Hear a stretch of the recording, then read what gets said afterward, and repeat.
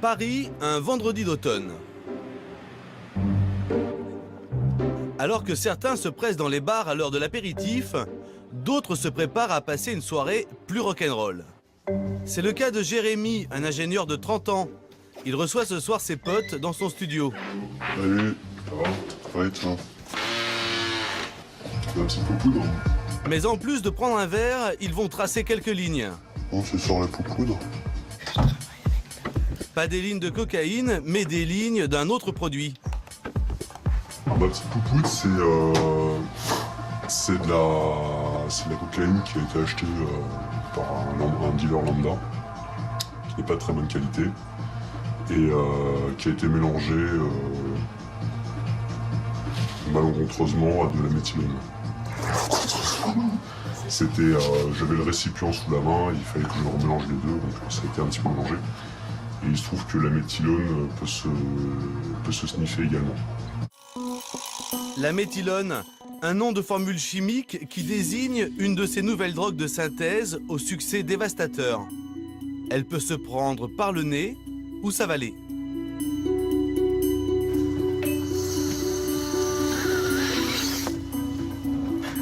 On est plus fatigué là. On est plus fatigué, effectivement. Ça va mieux là. On était perché. Vous avez l'impression de mettre votre santé en danger ou pas? Non, pas dans les quantités où on en prend. Faut pas en prendre tous les jours, ni toutes les 5 minutes, mais... Ces drogues sont vendues sous forme d'engrais, de solvants ou encore de sel de bain. Mais ce n'est qu'une astuce marketing des trafiquants pour que ces produits échappent aux règlements sanitaires. Il y a une inscription en anglais sur le paquet aussi. Not for human consumption. Non destiné à la consommation. On est des testeurs, des essayeurs. Faut bien essayer un peu. Il en reste un peu là. Donc il reste. Voilà. Oh, faut pas gâcher. La méthylone est une drogue de synthèse aux effets proches de l'ecstasy. Apparue en 2004, la méthylone a été interdite à peu près partout, mais se vend toujours illégalement sur Internet. Flashback, une semaine plus tôt chez Jérémy. Pour se procurer cette nouvelle drogue, il a trouvé un site sur Internet qui vend des produits industriels. Il sait que ce solvant, qui sert à nettoyer les graffitis, peut se transformer en drogue. Donc on choisit, et après, il suffit d'envoyer un mail au webmaster, où on va lui décrire un petit peu ce qu'on veut, tant de grammes de ceci, tant de grammes de cela. Condition pour faire une bonne affaire, envoyer ses coordonnées bancaires par email. Avec de la cocaïne, on serait à 800 €, là on est à 175. C'est imbattable comme prix. Ça permet de se droguer à pas cher. Mais ça vous fait pas peur de commander tout ça? Pourquoi ça me ferait peur de commander ça? Ça ferait pas peur de commander 3-4 grammes de coke à un dealer qu'on ne connaît ni date ni d'Ève, qui va nous refourguer de la coke coupée au taille ou vert pilé ou ce genre de choses. Pour moi, c'est plus sûr de commander là-dessus. C'est beaucoup plus économique et beaucoup plus sûr. Dans quelques jours, un postier apportera en principe sa drogue à Jérémy. Mais il y a une grande chance qu'il ne reçoive jamais sa commande. À l'aéroport de Roissy, les douaniers traquent les entrées de stupéfiants par les airs. Le trafic de drogue est le 3e commerce mondial, derrière le pétrole et l'alimentation, et juste devant les armes.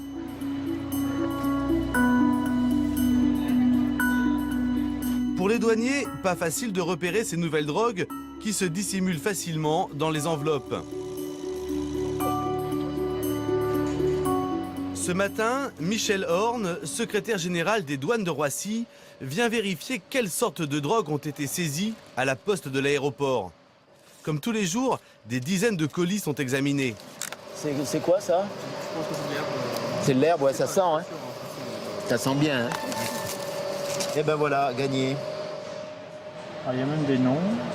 De l'herbe dans un DVD, pas dur à trouver. Mais dans les colis, les douaniers découvrent de plus en plus souvent des produits presque inconnus. Ça, c'est de l'armine. C'est un produit qui ressemble à une espèce d'herbe. Ça aussi, c'est des drogues. Tout ça, c'est des drogues de synthèse. Et puis là, on a des produits. Vous voyez, on ne sait pas exactement ce que c'est. Ce qui est sûr, c'est que c'est des produits stupéfiants, mais bon, on va les envoyer au laboratoire pour avoir plus de certitude. Et là, il y a même l'explication, vous voyez, comment le faire, comment le prendre, comment le consommer. Un bad trip, stop, don't panic, relax and recover. Donc, C'est quoi? C'est une sélection de paquets que vous avez fait exprès pour nous ou c'est un jour comme non, non. Vous n'étiez pas prévu de venir ici. Alors vous voyez, c'est des quantités qui sont trouvées vraiment tous les jours. Des produits nombreux, distribués en petites quantités. Il semblerait que les dealers aient trouvé un bon système pour doubler les douaniers, même si ceux-ci restent vigilants. Au niveau national, nous avons constaté qu'il y avait une forte augmentation des drogues de synthèse. Nous avons multiplié dans certains domaines nos chiffres par 6, par 10, par 30. L'avantage pour les dealers, c'est que les commanditaires de ces envois, comme Jérémy, ne risquent pas grand-chose. Par rapport aux quantités que l'on recherche, ça ne va pas donner lieu à une enquête. Donc ça va être suivant la destination pour des petites quantités comme ça, c'est la justice décide de la destruction des marchandises. Et donc ces marchandises sont par la suite détruites. Et le destinataire, il risque quoi? Alors le destinataire, je vous dis, suivant les quantités, il risque surtout de ne pas recevoir son colis. En théorie, Jérémy risque pourtant 1 an de prison et 3 750 € d'amende. Se faire piquer sa commande en douane, c'est ennuyeux, mais pas mortel. Danser pendant des heures en étant le roi de la piste, c'est vraiment cool.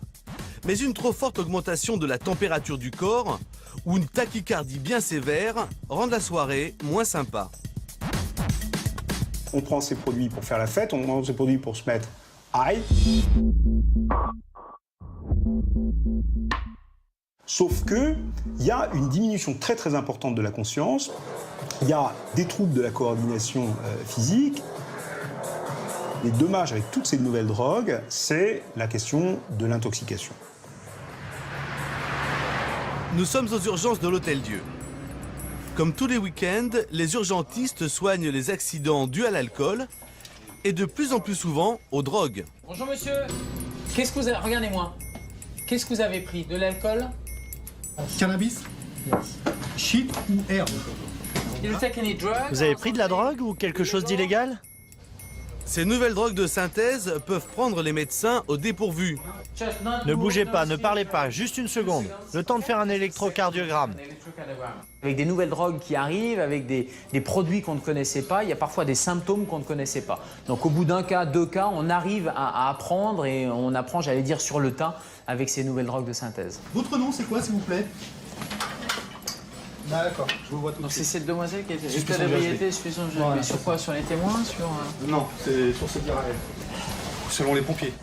Une femme de 21 ans vient d'arriver. Les pompiers l'ont récupérée à la sortie d'une fête. Qu'est-ce que vous avez pris, mademoiselle? De l'alcool? Vous avez pris de l'alcool? Et puis quoi? Vous avez pris des drogues? Oui, un petit peu. Un petit peu. Et alors pourquoi vous êtes dans cet état? Parce que J'ai quoi? GHB. GHB? Ah, vous avez pris du GHB. Non. C'était à quelle heure, vous vous rappelez? Oui. C'était à quelle heure?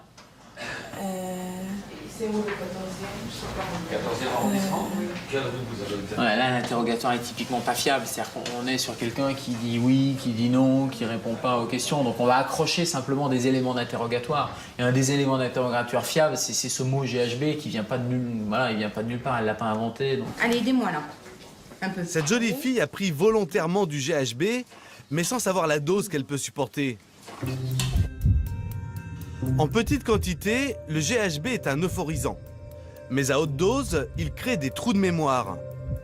La drogue du violeur, comme on l'appelle, était rajoutée en cachette dans des verres d'alcool dans les années 90, d'où sa très mauvaise réputation. Quels sont les risques avec du GHB? Les risques avec du GHB, les risques, c'est la perte de connaissance, le fait qu'elle ne soit pas consciente de ce qui se passe autour d'elle et qu'elle puisse... Généralement, les personnes qui prennent du GHB, c'est ce qu'on appelle la drogue du viol. Donc les risques, c'est associé à tout ça. C'est surtout le fait de perdre conscience, de ne pas avoir connaissance de son état et de faire n'importe quoi. Allez, essayez de vous réveiller un peu là. Ouais. Ouais, vous êtes fatigué? Le GHB et le GBL sont de la même famille. Ce sont des molécules très proches. Le GBL est un nettoyant pour jantes aluminium.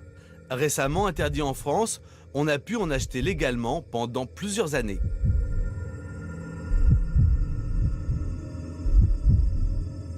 En fait, quand vous ingérez du GBL, il se transforme en GHB dans votre corps et ça donne les effets du GHB. Et il y a plein de complications liées au GBL, comme des complications cardiaques, des complications tensionnelles, des complications respiratoires. Ça peut aller même jusqu'au coma qu'on appelle le J-Hall. Ouvrez les yeux, ouvrez les yeux. Et le problème, c'est qu'ils font quasiment tous une surdose, ils perdent connaissance pendant quelques minutes. Et dans tous les services d'accueil et d'urgence, tous les samedis soirs, on a des intoxications qui peuvent parfois être vraiment sévères. Ils peuvent conduire à des comas prolongés et des comas compliqués.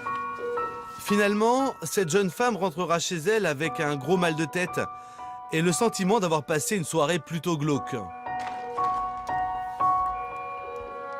GHB, GBL, deux drogues similaires, deux formules différentes pour le même produit. Pendant plusieurs années, l'une était illégale quand l'autre ne l'était pas. L'industrie des drogues a tout intérêt à avoir un temps d'avance sur les polices des États. Ici, à l'Institut national de la police scientifique, les drogues saisies par les douanes françaises sont analysées pour les identifier avec certitude.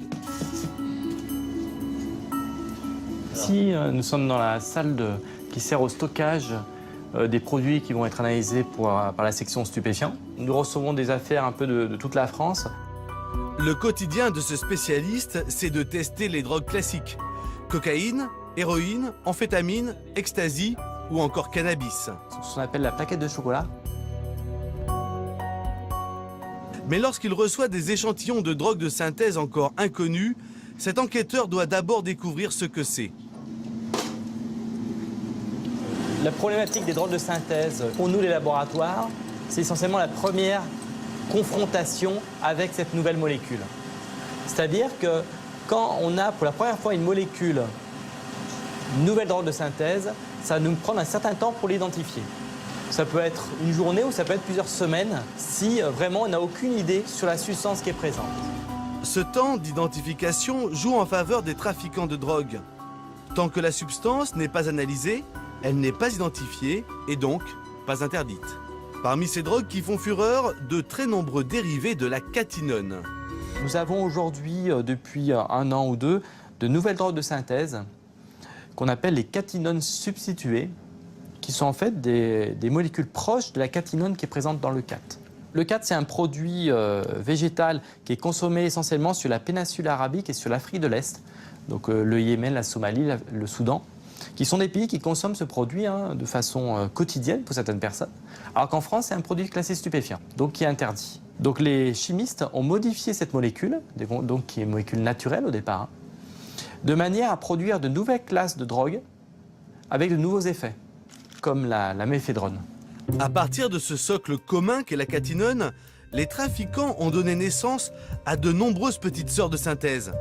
Avec une composition chimique proche, mais un peu différente, ces drogues ont changé de nom, d'effet et surtout de classification légale. Les dangers pour toutes les catinones synthétiques, c'est à peu près les mêmes. C'est des troubles cardiaques, des troubles respiratoires, des troubles digestifs, des maux de tête, des comas.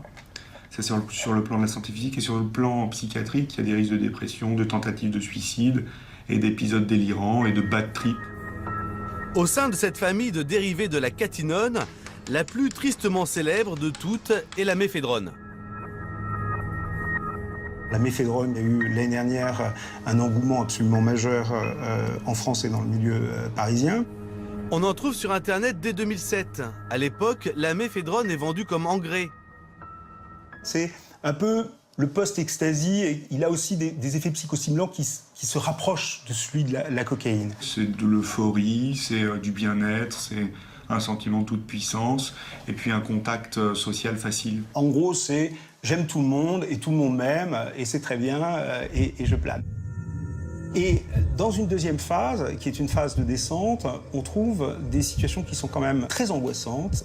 le fait d'avoir très mal à la tête, et d'avoir une impression très curieuse d'avoir des décharges électriques dans le cerveau, hein, ce qu'on appelle le brain zapping. Le cerveau tombe à un moment, il y a une espèce de coupure comme ça, une coupure de la conscience qui dure quelques minutes. Et c'est, en règle générale, très angoissant, et ça peut durer plusieurs jours, hein, jusqu'à un véritable syndrome dépressif au bout de 3-4 jours, quand on vit des choses aussi difficiles. Mais pour les clubbers anglais, qu'importent les conséquences. Le sentiment de bonheur généré par la méphédrone est tellement fort que son succès est foudroyant. En 2009, elle devient la 4e drogue consommée en Angleterre, juste derrière le cannabis, la cocaïne et l'ecstasy. Pourtant, début 2010, le gouvernement anglais l'interdit. On lui impute des cas d'overdose ayant entraîné la mort de plusieurs jeunes. L'Angleterre a pris un certain nombre de mesures interdisant cette substance. L'Europe a échangé les informations.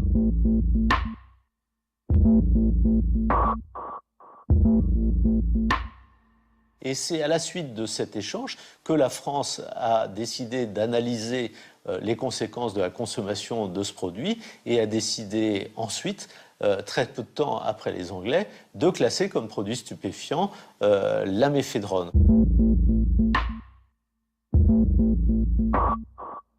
Ce qui s'est passé, c'est qu'avec l'interdiction de la méphédrone, ça a fait du bruit en Grande-Bretagne, mais la méphédrone a été interdite et hop, il y a une nouvelle drogue de synthèse qui est apparue, qui était la MDAI. Donc comme ça, il y a une espèce de marketing sauvage sur Internet par ces labos clandestins. Facile, les trafiquants n'ont qu'à changer une seule des lignes de la formule chimique pour créer une toute nouvelle drogue. Londres, la ville d'Europe où l'on consomme le plus de drogue pour faire la fête. Et même si la méphédrone a été interdite en 2010, on en trouve encore à tous les coins de rue. Dans le quartier de Camden, il suffit de rentrer dans le premier magasin venu pour trouver toutes sortes de drogues, dont de la méphédrone. Je veux des party pills pour faire la fête. Ah oui, j'en ai des très bonnes. De la pipérazine, ce sont des pilules? Ouais, c'est très très bien. C'est quoi les effets? Est-ce que je vais rire? J'ai besoin de rire. Ah ouais, c'est très fort, tu vas bien t'amuser. Ok. C'est combien? 20 livres. 20 livres? Est-ce que c'est dangereux? Non. Et vous avez de la méphédrone? Ouais, j'en ai aussi. Combien ça coûte, ça? Celui-ci, c'est 30 livres et je te le fais à 20. 20 livres? Ok. Pour moins de 30 €, on peut donc acheter 1 gramme de méphédrone et quelques pilules au centre de Londres. Et vous êtes sûr, hein? J'aurai pas de problème? Non, il n'y a pas de problème. Vous n'aurez pas de mauvais délire. À quelques rues de là, un quartier résidentiel et huppé de Londres. Cet après-midi, comme toutes les semaines depuis 6 mois, Vicky et Marion se retrouvent.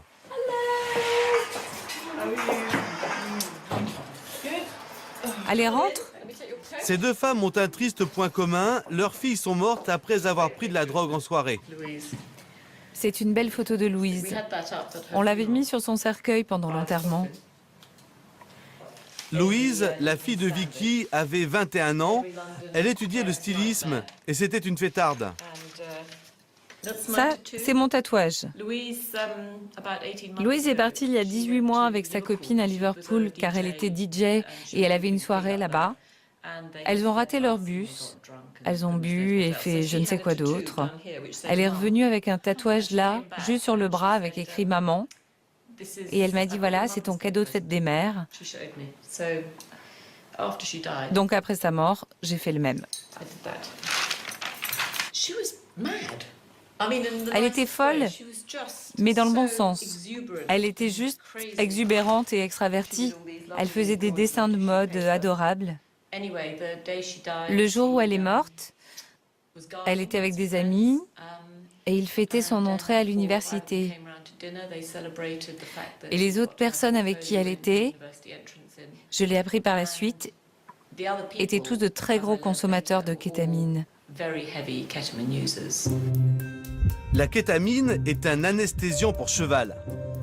Légèrement dosée, c'est une drogue de soirée populaire qui se sniffe et donne l'impression d'être dans du coton.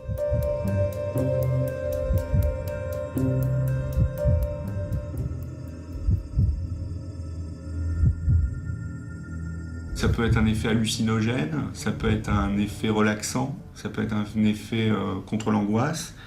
Et il y a aussi dans certains cas ce qu'on appelle la dépersonnalisation, la déréalisation, c'est-à-dire qu'on a l'impression que son corps sort de son corps et que le monde qui entoure est pas très réel. Et certains sont même allés jusqu'à l'expérience de mort clinique, vous savez, cette lumière au bout du tunnel. Donc on voit un peu tout dans la clinique de la kétamine. La kétamine est un anesthésiant puissant, donc vous avez une montée, c'est d'ailleurs pour cela que les gens en prennent, mais normalement vous l'éliminez en dormant. Les autres, ils sont tous allés se coucher ou dormir, ou je ne sais pas ce qu'ils ont fait. Elle était certainement à un niveau différent d'intoxication. Et comme elle ne pouvait pas dormir, elle a décidé de prendre un bain pour redescendre. Et sa copine l'a découverte 1h30 plus tard. Elle a dû perdre connaissance immédiatement et se noyer dans son bain. Quant à Esther, la fille de Marion, c'était la parfaite étudiante en médecine. Mais elle a mélangé du GBL à de l'alcool, ce qu'il ne faut jamais faire. Mon sentiment, c'est que si c'est arrivé à Esther, ça peut arriver à n'importe qui. Absolument n'importe qui. C'était la dernière personne à qui ça pouvait arriver. C'était une des meilleures élèves, c'était une pom-pom girl, une athlète. Elle n'était pas informée. Les gens croient que leurs enfants ne prennent pas de drogue parce que seules les mauvaises personnes en prennent. Mais nous savons que 83% des jeunes qui sortent en discothèque en Angleterre prennent de la drogue sous une forme ou une autre. Donc on les regarde dans les yeux et on leur dit « Écoutez, ça pourrait être votre enfant. Il faut vraiment leur dire que même si c'est pour s'amuser, ils pourraient faire partie de ces gamins qui n'ont vraiment pas de chance. » Pour surmonter leur douleur, Vicky et Marion ont décidé de se battre. Elles ont créé la fondation Angélus pour faire de la prévention auprès des familles. La meilleure manière de traiter ce problème, c'était de lancer une campagne pour que les gens en prennent conscience et les informer. Les parents n'ont aucune idée de ce que sont les drogues légales. La plupart des jeunes les découvrent quand ils sont plus vieux et comprennent ce que c'est. Mais cette brochure est là pour rappeler le cas de ces 4 enfants décédés. Le gouvernement britannique est conscient du problème. Nous avons fait du lobbying et jusqu'à très récemment, nous avons travaillé en étroite collaboration avec le ministère en charge de la prévention de la délinquance. Mais je pense que personne ne sait réellement quoi faire, parce que c'est un problème complexe. Il n'y a pas uniquement la drogue, il y a aussi des concours de beuverie. Et si derrière le problème de ces nouvelles drogues de synthèse se cachait en fait une question plus vaste et plus profonde sur les nouveaux modes de vie de la jeunesse, un peu partout dans le monde. Qu'est-ce qui intéresse les adolescents quand ils boivent? C'est plus l'euphorie, c'est le binge drinking, c'est l'ivresse instantanée, c'est l'ivresse forte.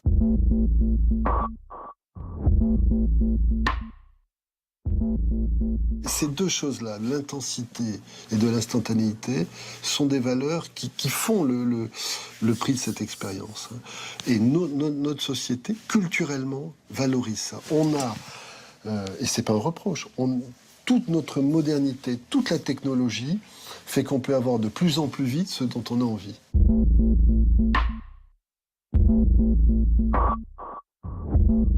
C'est ce qui explique d'ailleurs qu'aujourd'hui, les conduites addictives ne se résument pas à des jeunes qui y rentrent par la psychopathologie, mais concernent maintenant des personnes qui y rentrent par une attractivité culturelle, parce qu'ils cherchent ce sentiment hédoniste, ils cherchent ce sentiment de plénitude, parce qu'il est devenu une espèce de culture de base.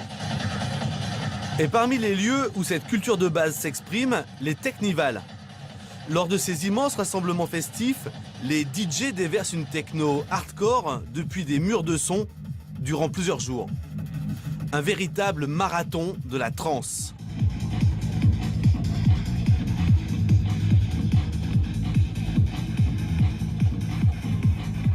Et bien sûr, qui retrouvons-nous? Jérémy. Il est venu avec toute sa bande pour faire la fête et surtout pour tester de nouveaux produits. Sans contre ces gens. T'en as encore un peu sur le nez là, je vois. Et ce matin, après plusieurs jours de fête, c'est du grand n'importe quoi. Alors, il y a le kétamine, Un peu de speed, pas trop, pas mal de coke et pas mal de LSD. Voilà. Vous venez me toper avec ma petite femme qui est plutôt patraque, avec la MD justement. Qu'est-ce que vous prenez, vous? Toutes les drogues qui... Bon, il essaie un peu. Ouais, toutes les drogues. C'est quoi, là? Moi, perso, je kiffe bien le trip, la coke, et LSD, les cartons. Les acides, quoi. Vous en prenez depuis combien de temps? Hein? Vous en prenez depuis combien de temps? Depuis longtemps, depuis 35 ans. Le Technival n'existait pas 35 ans. Si certains continuent à s'éclater, d'autres accusent en revanche une grosse fatigue.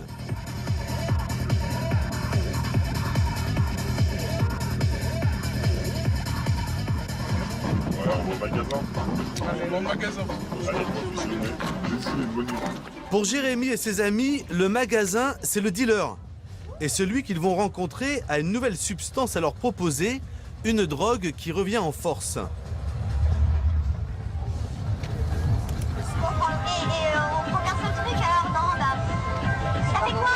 CB? Ouais.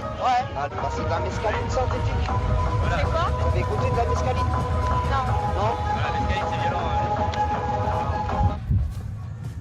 La mescaline est une drogue hallucinogène mythique, tirée du peyote, un cactus d'Amérique du Sud.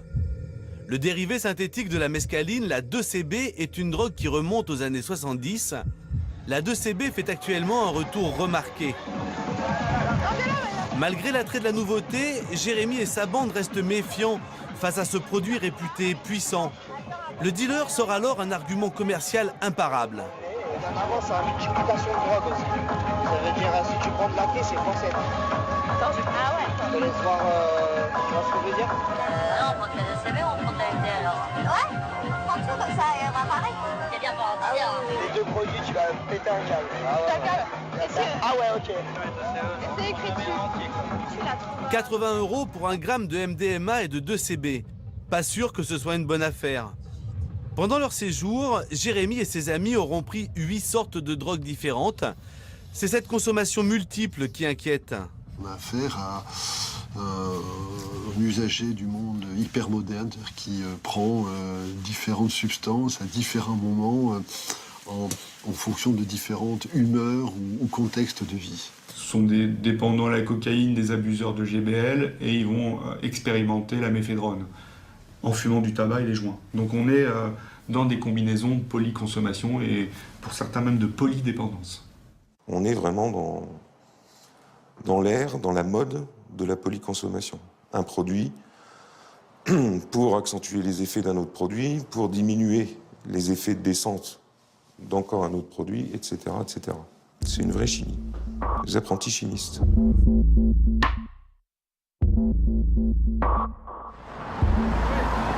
À Paris, l'association Charonne est une des structures d'écoute des toxicomanes les plus anciennes de France. Ce matin, Christian Bullard a rendez-vous avec Charlotte, une polytox. Bon, on va commencer par les consos. Vous en êtes où actuellement? Actuellement, on va dire que mes consommations se limitent au LSD, à la kétamine. Le speed, j'en prends plus trop. La coke, c'est cher, mais bon, si on peut en avoir, c'est cool.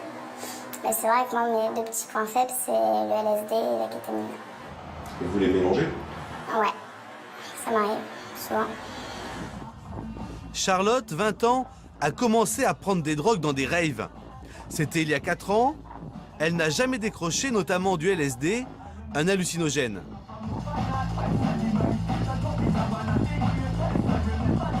Quand je vais en free, je me retrouve devant 10 kilos de son avec une musique que j'adore, sous LSD. Bah, il n'y a plus rien qui existe, quoi. Je suis au nirvana, quoi. Et tu fermes les yeux, tu vois des trucs. Même si elle adore toujours prendre des drogues, Charlotte a désormais un sentiment plus mitigé.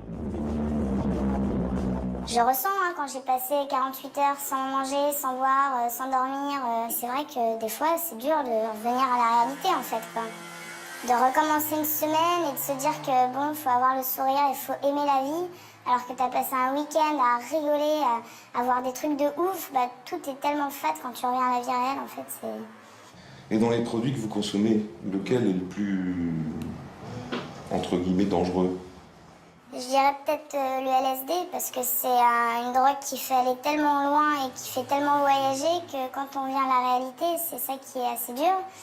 Après, sur le physique, tout ce qui est amphétamine pour les dents, même la kétamine pour les voies respiratoires, tout ça, je pense qu'il n'y en a aucune qui est meilleure ou pire que les autres parce qu'elles font toutes du mal quelque part en fait. Après, ça dépend où on voit la priorité. C'est une connerie de jeunesse. J'aurais jamais dû y toucher, c'est tout. J'aurais jamais dû être naïve, j'aurais jamais dû vouloir faire comme les autres. Moi, sans ça, c'est vrai que je serais super stressée, je serais super machin. Mais bon, je ferais aussi beaucoup plus de choses de ma vie. Je me lèverais plus tôt le matin, je serais moins fatiguée, je serais moins tête en l'air. Voilà, il y a plein de trucs, mais c'est vrai que je me sens un peu, des fois, même si je sais que je gère, je me sens un peu trop prisonnière de ça, justement. Polydépendante, Charlotte veut sortir de ce qu'elle commence à ressentir comme étant une impasse. On se voit samedi. Ouais, on se voit samedi, c'est sûr. Merci. Merci à vous. À Paris, Charlotte a la chance de s'appuyer sur des structures d'écoute. Mais dans d'autres pays, la situation est plus tendue. Parmi les nouvelles drogues de synthèse, il y en a une qui crée une dépendance bien plus forte que tout ce que nous avons vu dans ce film jusqu'à présent. C'est le crocodile. Elle n'est pas encore arrivée en France, mais elle fait déjà des ravages en Russie. Le crocodile rend la peau écailleuse comme celle du reptile et son venin nécrose l'intérieur du corps. Facile à trouver, facile à fabriquer, le crocodile tue des milliers de personnes en Russie. Ekaterinbourg, Sibérie, à 1600 km de Moscou. Mikhail est un ancien junkie. Désormais, il est bénévole dans l'association Ville sans drogue, qui essaie d'éradiquer le crocodile des rues de cette cité industrielle. Ici, on se trouve dans un des quartiers d'Ekaterinbourg. C'est un quartier où il y a beaucoup de junkies. Nous allons vérifier une adresse. Le plus souvent, c'est de la désomorphine, du crocodile. Un délateur a passé un coup de fil.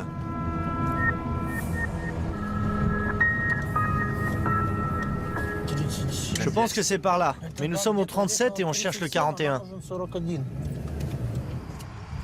Quelque part dans ces barres d'immeubles, l'informateur a senti l'odeur écœurante de la préparation du crocodile.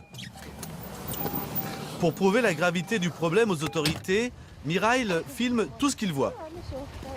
Dites-moi ce que vous avez remarqué. Vous avez senti des odeurs? Oui, je suis gênée par l'odeur, ça sent l'acétone et l'iode. Il y a aussi des allées et venues de groupes de junkies. En plus, ils jettent les seringues et toutes leurs saloperies dans les parties communes, juste là où nous lavons la vaisselle. Il y a des seringues qui traînent partout avec du sang. Appelé par Mikhail, la police arrive 15 minutes plus tard. C'est cette porte-là? Pour pouvoir entrer, une complice va tendre un piège grossier. Bonjour, c'est le service municipal. J'ai besoin d'une signature pour une quittance. Qui est là? Ouvrez, s'il vous plaît.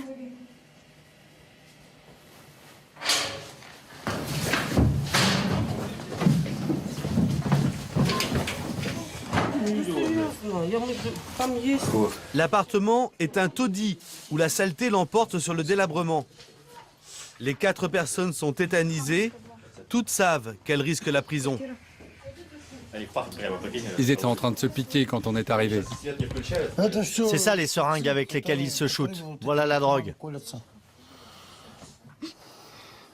Alors quand tu te piques, tu pleures pas? C'est quand on te chope que tu commences à penser à tes enfants. Non, pourquoi?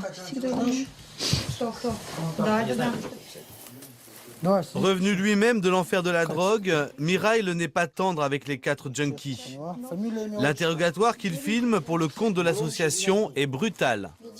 À cause du crocodile, le mari de cette pauvre femme de 32 ans est mort dans cet appartement même la nuit précédente. Tu sais que tu vas en crever du crocodile. Tout comme ton compagnon. Tu le sais, non? Tu le sais ou tu le sais pas qu'on crève du crocodile en moins de 2 ans? Tu le sais? Alors pourquoi tu te piques? Regarde à quoi tu ressembles. Je suis sûr que tu fais quoi? Pas plus de 20 kilos? Où est-ce que tu te piques? Dans le cou. Fais voir.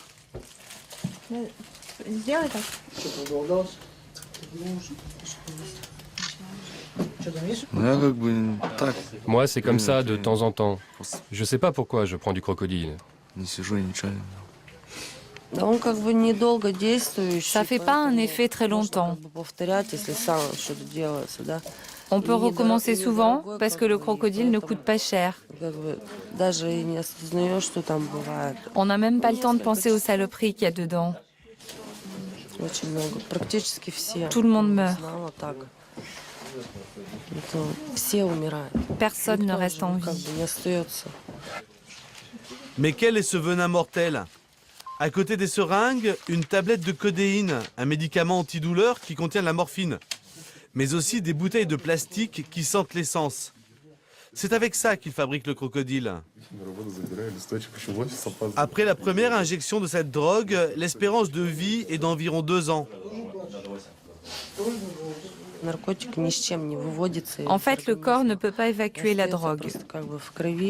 Le produit reste dans le sang et l'organisme commence à pourrir de l'intérieur. Il se décompose. On l'appelle le crocodile parce qu'il nous dévore de l'intérieur. Accros, ils connaissent les risques mais ne peuvent décrocher. Ils vont tous les 4 être placés en garde à vue.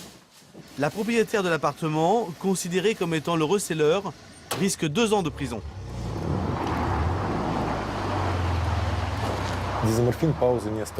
La désomorphine ne laisse pas de répit. Ton corps en réclame au bout de 40 minutes. Les drogués appellent cela le marathon. Ils n'ont même pas le temps de penser à une pause et ils se piquent jusqu'à la mort.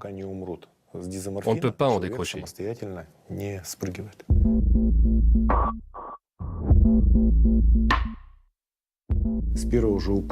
Avec la première injection, le système immunitaire est bousillé et on peut mourir de n'importe quoi. Ils ne meurent pas d'une overdose, ils meurent de pneumonie, septicémie, hépatite, VIH, tous ces trucs-là. Ce problème fait vraiment peur.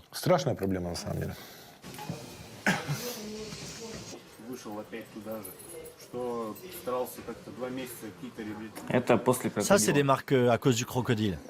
Ça fait 2 mois que ça ne guérit pas. C'était encore plus gros avant. Là, ça commence à aller mieux. Je me piquais à cet endroit. Je me suis fait un fixe. Ça s'est infecté. On va m'opérer. Bien souvent, la seule solution est l'amputation. Selon les associations de lutte contre la drogue, il y aurait 2,5 millions d'utilisateurs de crocodiles dans toute la Russie. Il faut dire qu'entre la Russie et la drogue, c'est une longue histoire. La Russie est le premier consommateur mondial d'héroïne qui provient d'Afghanistan. Mais depuis que le prix de l'héroïne a flambé, les accros ont trouvé cette nouvelle drogue. Le pire, c'est que le crocodile n'est rien d'autre que la transformation artisanale de médicaments en vente libre dans les pharmacies. Tiens, regarde, une bande de junkies qui vient d'acheter des médicaments. On voit bien que ce sont des junkies.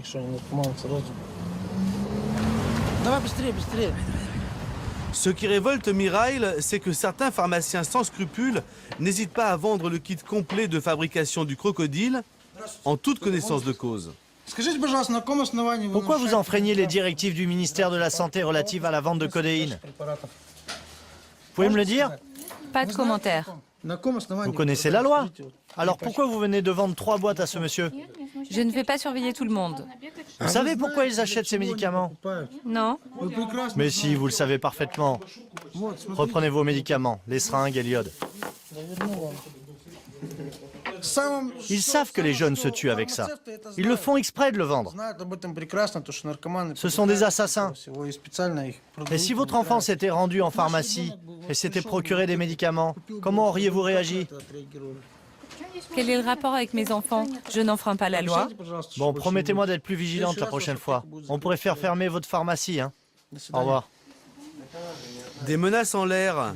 Mirail n'a aucun moyen légal pour empêcher la pharmacienne de vendre de la codéine sans ordonnance.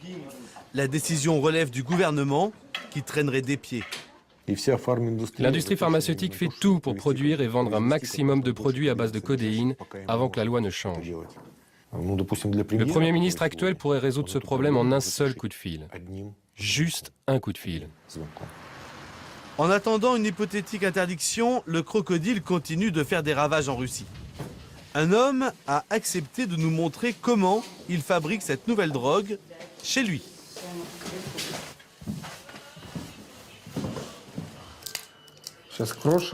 On va commencer par effriter ça, puis il nous faut séparer tous les composants du médicament, la codéine et le paracétamol.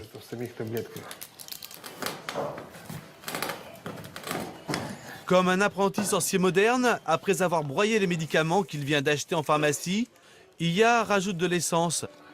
Vous avez bien entendu, de l'essence. On va aller chauffer ça dans la cuisine. Et on attend un peu, le benzène chauffe assez vite. Quand le benzène sera bien chaud, on secouera pendant 7 minutes. Tu connais les dangers du croco? Oui, je sais ce que ça fait. Les gens commencent à pourrir de l'intérieur. Ça attaque le foie, les reins. Ça cause des problèmes de pression artérielle.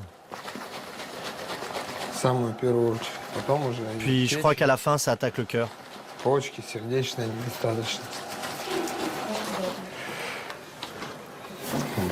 C'est prêt. Je prends ça parce qu'il n'y a rien d'autre.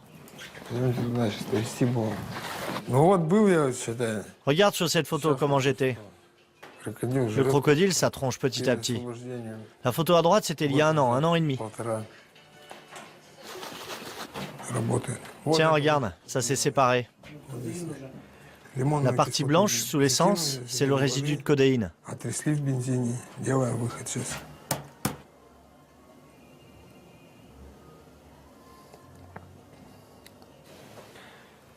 Tu vois là, c'est de la codéine pure. Tous les surplus ont été enlevés. Une fois chauffé, cela a la forme d'une croûte. On gratte et on verse la poudre dans une fiole. Iya vient de séparer les molécules de codéine, il va les mélanger avec du soufre. Regarde, on va mettre la boule de soufre.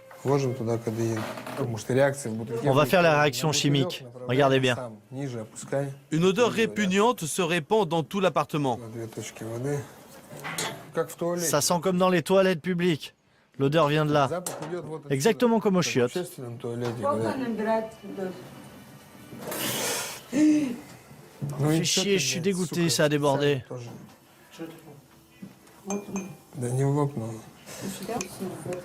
La recette du crocodile est bien entendu plus compliquée à préparer que ce que vous avez vu. Dans ces conditions d'amateurisme total et sans aucun contrôle sur les dosages, les risques d'overdose sont énormes. En Russie, comme partout dans le monde, il est désormais à la portée de chacun de fabriquer de nouvelles drogues de synthèse. Quand ce ne sont pas les trafiquants qui contournent la loi, ce sont les drogués qui trouvent par eux-mêmes les moyens de se détruire.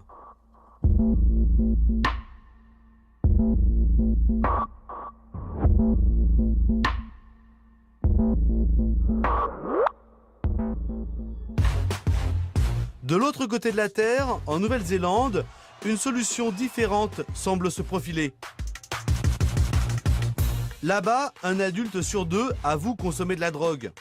Mais attention, pas de crocodile, ni de méphédrone, encore moins de GBL ou de cocaïne. Mais ce qu'ils appellent des legal highs, c'est-à-dire des pilules complètement légales. Et ces pilules sont en vente dans des magasins ouverts à tous.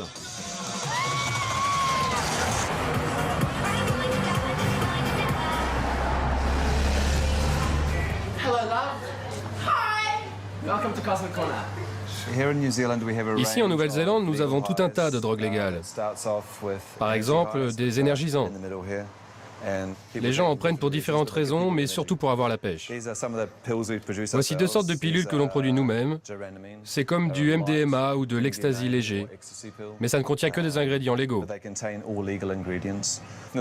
L'avantage, c'est que tu peux lire exactement ce qu'il y a dedans. Alors que pour les autres drogues, tu n'as aucune idée de la composition. Des drogues dont on connaît la composition. Un argument qui porte, notamment auprès des consommateurs français, Comme ce touriste de passage en Nouvelle-Zélande. Si tu bois, prends du Nirvana.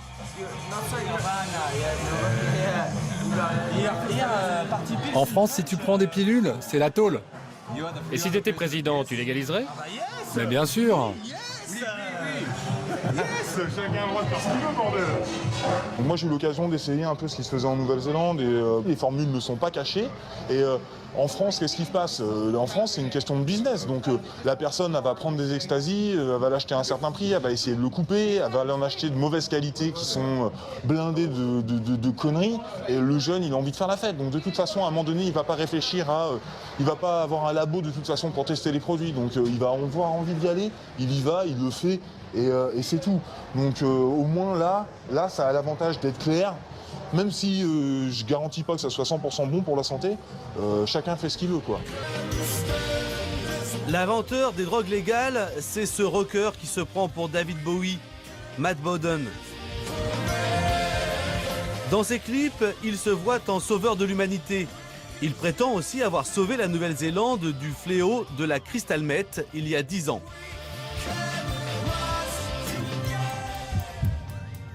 La crystal meth, une amphétamine qui remonte aux années 60, qui a disparu et qui a réapparu.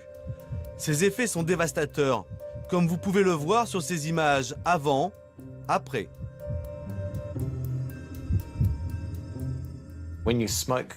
Fumer de la crystal meth, c'est quelque chose de très addictif et ça rend les gens psychotiques. Par exemple, on a vu dans une boîte de nuit 2 amoureux qui, après en avoir pris, ont commencé à se disputer et à se taper dessus. De plus en plus de gens sont devenus accros à cette drogue. Ils perdaient leurs emplois et comme le prix de la crystal meth augmentait sans cesse, ils perdaient aussi leur maison et tout ce qu'ils possédaient.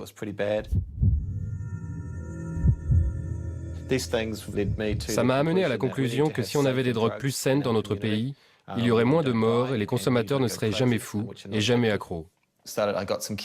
Donc j'ai demandé à des chimistes de fabriquer une drogue qui pourrait remplacer le crystal meth et qui n'entraînerait pas de dépendance et ne ferait pas de dommages au cerveau et aurait très peu de chances de causer des morts par overdose. Et ces Party Pills ont rencontré un énorme succès. En 8 ans, plus de 26 millions de Party Pills auraient été vendus sans aucun mort recensé. Ok, on pourrait avoir celle à $30? Tu veux celle où il y a les 4 pilules dans le paquet? Qu'est-ce que vous avez acheté? On a acheté des pilules 4XS et des Party Poo. Elles sont très bien pour faire la fête. Quand je suis sobre, je n'arrive pas à parler aux filles. Avec ça, ça t'aide à le faire. C'est quoi ça? Je le prends par le nez? Hey, je peux le sniffer? Non, ça doit brûler le nez, hein. Drogue légale.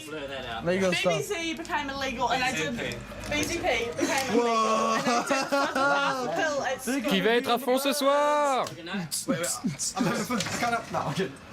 Le gouvernement néo-zélandais a interdit plusieurs fois les drogues de ce dealer bon teint qu'est Matt Bodden. La situation des drogues légales en Nouvelle-Zélande, c'est pourtant compliqué, mais Matt Bodden a de nouveau changé les formules chimiques de ses pilules et son business a repris de plus belle.